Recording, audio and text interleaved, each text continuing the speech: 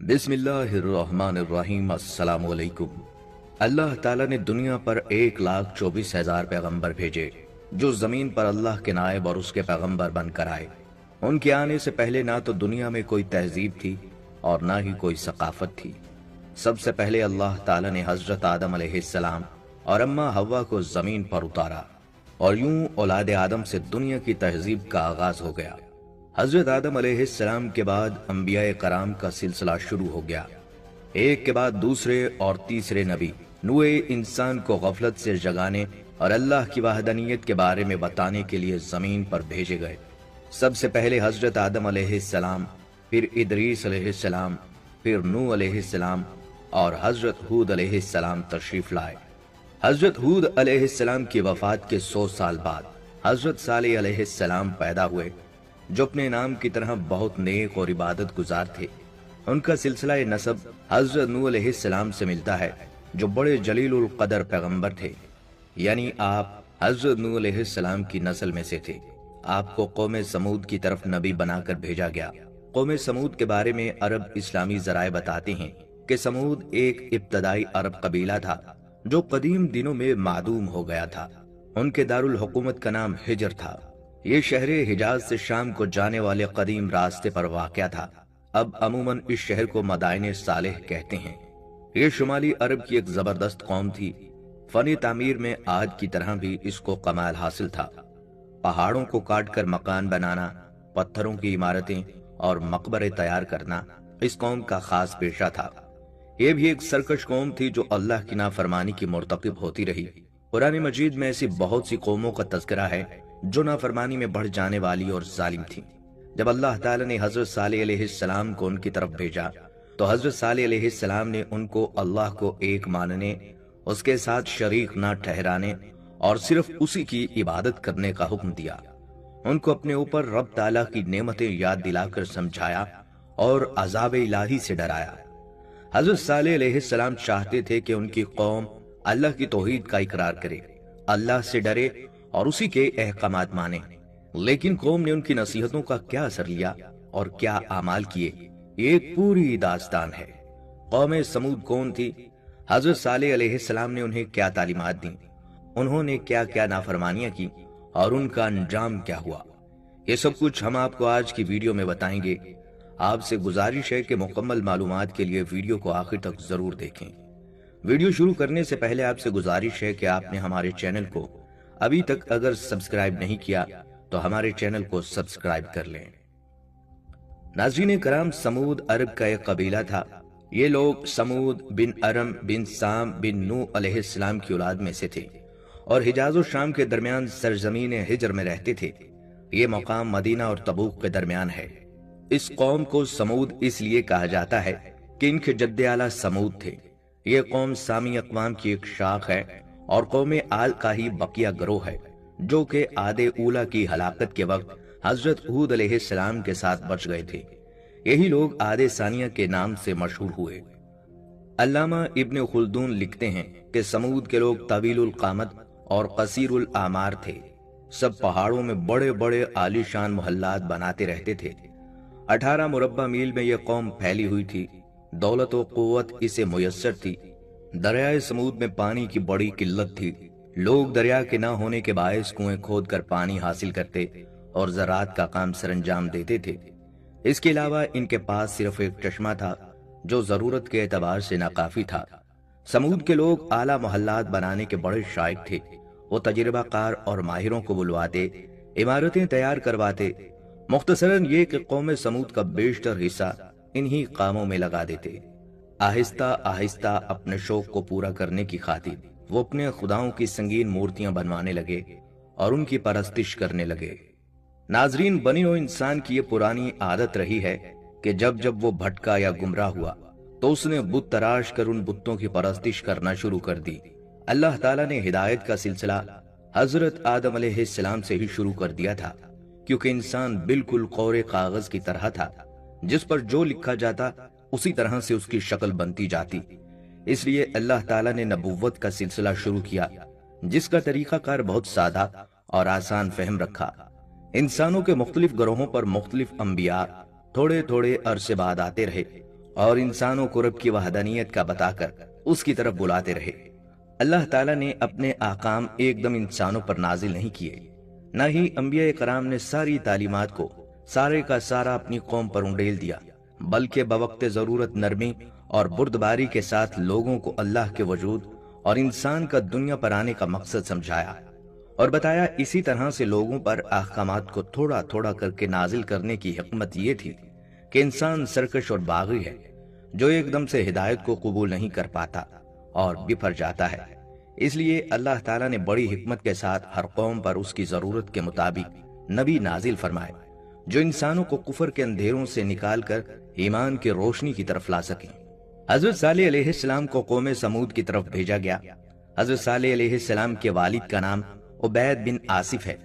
حضرت صالح علیہ السلام کا رنگ سرخ و سفید تھا، سڈول جسم اور لمبا قد تھا، سر کے بال باریک تھے، بالوں میں بھورا پن نمایاں تھا، بال اوپر کی جانب اٹھے ہوئے رہتے تھے۔ وہ اللہ سے ڈرنے والے، اس کی نشانیوں کو سمجھنے والے اور انسان کے متوقع انجام کاج سے بہت واقف، بہت ہی برگزیدہ اور مقرب بندے تھے۔ ہر نبی کی طرح وہ اللہ کے پسندیدہ اور چنے ہوئے بندے تھے جو زمین پر اللہ کے پیغام کو پہنچانے اور نبوت کے سلسلے کو آگے بڑھانے کے لیے آئے تھے۔ حضرت صالح علیہ السلام آبادی سے باہر عبادت گاہ میں زیادہ وقت گزارا کرتے تھے۔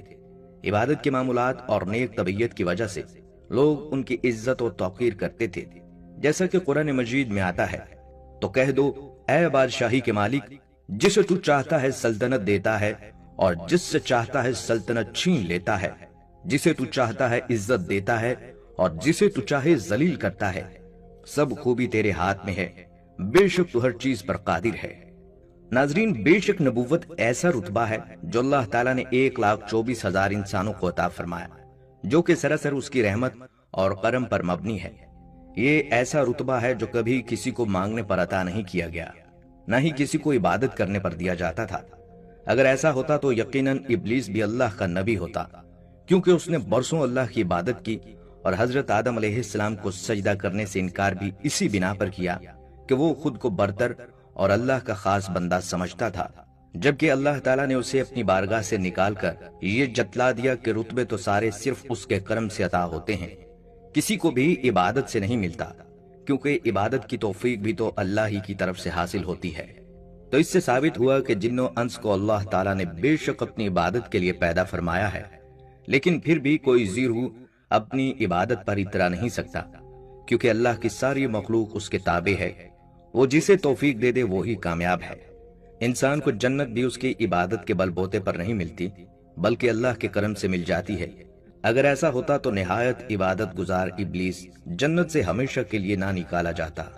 ناظرین، انبیاء کرام کی خاص صفت یہ تھی کہ وہ معصوم تھے، ان کے خمیر میں گناہ کا مادہ نہ ہونے کے برابر تھا، یعنی ان کی فطرت میں سرکشی اور بغاوت نہیں تھی، بلکہ وہ اللہ کے حکم کے تابع تھے اور اللہ تعالیٰ اور اس کی مخلوق کے درمیان رابطے کا ذریعہ تھے، اس لیے وہ معصوم الخطا تھے۔